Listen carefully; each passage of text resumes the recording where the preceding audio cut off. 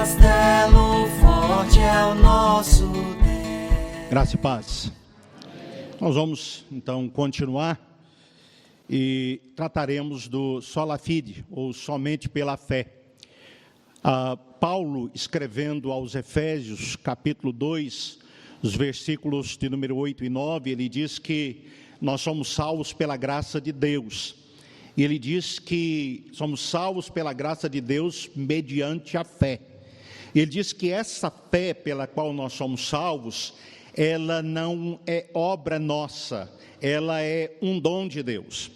A fé, então, poderíamos assim defini-la, esta fé salvadora, como o instrumento pelo qual nós tomamos posse da graça que Deus nos oferece em Cristo Jesus, da graça salvadora de Deus em Cristo Jesus. E somente então, pela graça somos salvos, mediante a fé é o meio pelo qual nós nos apropriamos dessa graça que Deus nos oferece em Cristo Jesus. E o que Deus nos oferece em Cristo Jesus é a salvação da condenação do pecado.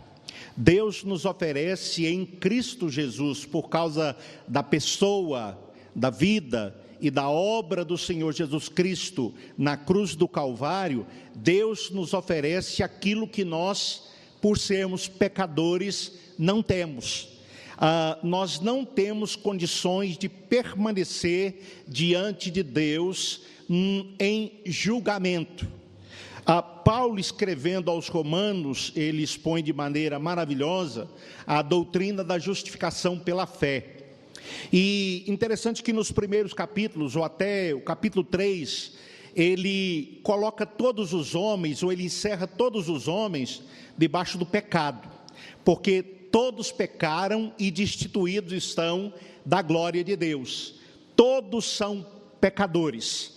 Não há justo nenhum sequer. Deus olha dos céus e ele não vê nenhum justo. Não há quem faça o bem, não há quem entenda, não há quem busque a Deus, nenhum sequer. É uma citação dos Salmos. Então, todos são pecadores. Todos então estão condenados à morte eterna, à eterna separação de Deus, por causa do pecado. O salário do pecado é a morte. A alma que pecar, essa morrerá. E é isso que o homem merece, é isso que ele deve ter por causa do seu pecado. Está condenado à morte, está debaixo da maldição da lei, que diz que o transgressor deve morrer. Então o homem não é justo, ele não pode, não tem condições nenhuma, a partir dele mesmo, de mudar essa sua situação, mudar essa sua condição. Esse homem, para complicar ainda mais a situação, ele está diante de um Deus que é santo, ele está diante de um Deus que é justo, e certamente esse Deus que é santo, esse Deus que é justo, não ignorará o seu pecado. Certamente Deus, ele fará com que a sentença seja cumprida. Ele exige o cumprimento dessa sentença. Sua lei santa, pura e boa exige o cumprimento dessa sentença. Então o homem tem que morrer. O homem deve morrer, ele não é justo, ele é pecador, está diante de um Deus que é justo, de um Deus que é santo, e diante da lei desse Deus, que é justa, que é santa, que fez uma série de exigências, e o homem não conseguiu cumprir nenhuma dessas exigências, então por isso o homem deve morrer. Mas Paulo, a partir do versículo 21 do capítulo 3 de Romanos, ele fala que Deus, como nós vimos o tal Mai expondo, falando sobre a graça de Deus, sola gratia, ele procura a partir do capítulo 3, mostrar que Deus, ele por graça, por misericórdia, por amor, ele oferece ao homem aquilo que o homem não tem. Aquilo que o homem não pode conseguir por ele mesmo. Deus oferece ao homem justiça, a justiça que o homem precisa para permanecer de pé diante de Deus, sem ser condenado, sem que a sentença de morte seja executada. Deus então oferece aquilo que o homem não tem, aquilo que o homem não pode produzir, aquilo que o homem não pode comprar. Deus oferece ao homem graciosamente, gratuitamente. Este é o grande presente de Deus. É isso que Deus oferece ao homem. Ele oferece a graça salvadora, ele oferece a justificação. O homem agora, ele pode receber de Deus aquilo que ele precisa para permanecer de pé diante de Deus, é a justiça de Deus. E esta justiça de Deus, ela é oferecida ao homem por meio do Senhor Jesus Cristo. Não é a justiça do homem, produzida pelo homem, que está aqui em cena. É uma justiça fora do homem, totalmente diferente do ensino católico. O catolicismo ensina que pelo batismo o homem ele recebe a graça de Deus. A graça é infundida no coração do homem, e esta graça infundida no coração do homem, trabalhando no coração do homem, vai capacitar o homem a exercer, vai tornar o homem bom, vai capacitá-lo a exercer boas obras, e à medida que ele exerce boas obras, à medida que ele vai exercitando essa graça, ele se torna uma pessoa piedosa, cada vez mais uma pessoa piedosa, e ele então vai acumulando méritos pelos quais ele vai conseguir se justificar ou ser justificado diante de Deus como um bom cristão, uma pessoa piedosa, é uma pessoa piedosa, é uma pessoa cristã. Então a graça ela é infundida no coração, mas o homem agora precisa trabalhar essa graça que é infundida para que ele então possa conseguir ser justificado diante de Deus. Essa graça pode ser perdida no ensino católico, mas ela pode ser restaurada mediante os sacramentos, um dos quais a penitência. Mediante a penitência, o homem pode trabalhar a ressurreição dessa graça que foi infundida no seu coração. Então, de acordo com a teologia católica, o homem pode ser justificado, o homem pode ser salvo pela fé, mas também pelas obras. É fé e obras, fé e obras. Esse é o ensino da Igreja Católica, esse é o ensino que foi combatido pelos reformadores a partir das Escrituras Sagradas, desde o Antigo Testamento.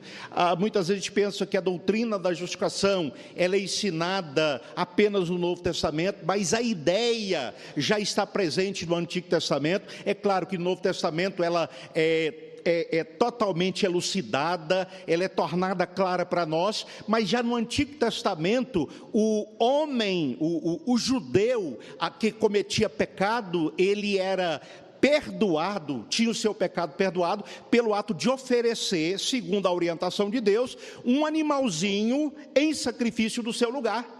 Ele colocava sua mão sobre aquele animalzinho, como que dizendo, o que vai acontecer, eu estou transferindo para ele o meu pecado, estou transferindo para ele as minhas transgressões, o que vai acontecer com ele é o que deveria acontecer comigo, eu estou ciente disso, mas Deus providenciou essa maneira de eu me aproximar dele, de eu poder me aproximar dele. Não posso me aproximar de mãos vazias, mas posso me aproximar através do oferecimento de um sacrifício a ele. E o homem então trazia o seu animalzinho, ele o esfolava e depois o sacerdote se incumbia de apresentar esse sangue lá no santo lugar, e uma vez por ano no Santo dos Santos, o sumo sacerdote fazia isso. Então, mediante um sacrifício, o pecado era expiado, o pecador era perdoado. Mas é claro, irmãos, que sangue de touro e bodes não pode perdoar pecados. Isso que acontecia apontava para o Messias, para o Senhor Jesus Cristo que viria, o mediador, o sacerdote perfeito, que apresentaria um sacrifício perfeito na cruz do Calvário,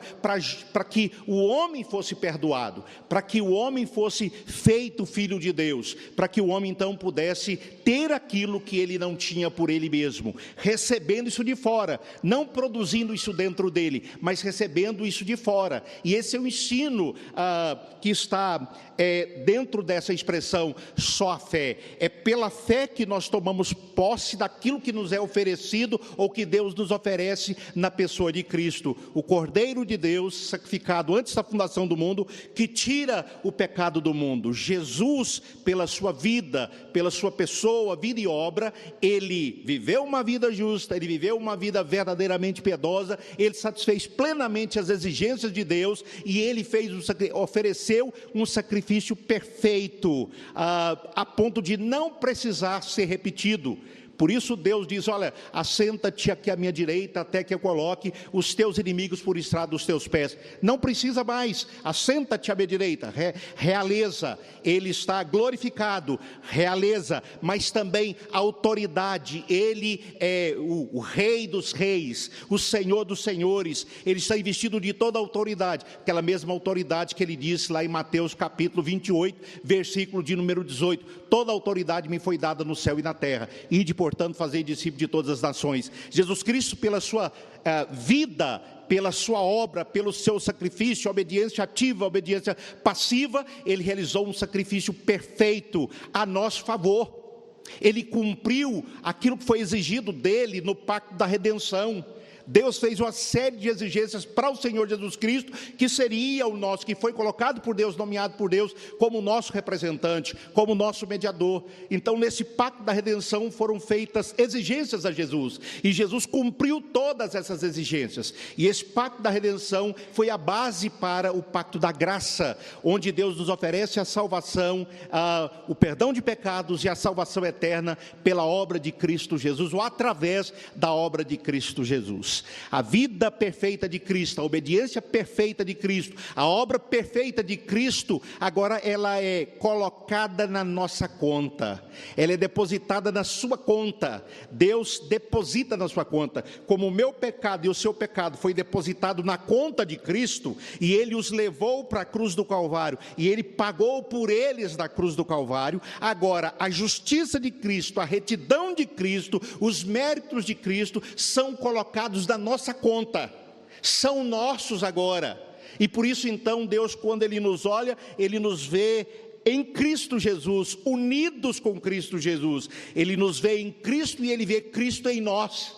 E agora então Deus nos perdoa os pecados e Deus nos declara justos. Irmãos, não é só o caso de Deus dizer que nós somos inocentes. Não é só este o caso, você é inocente. Não, o caso é, você é justo.